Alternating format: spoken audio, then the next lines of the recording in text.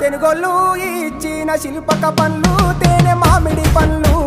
తీయంగా దిందామె తీరొక్క పండ్లు చిలక నేరేడు పండ్లు కాపంలో ఇచ్చిన మక్క కంకులు అవి పాల కంకులు కాల్చుకొని తిందాము కందికాయలు పచ్చి పల్లికాయలు గుజారి గుజారి మామిళ్ళ కిందో నల్ల మామిళ్ళ కింద కుసుమరోళ్ళేసిన కుందన బొమ్మ అది కుందన బొమ్మ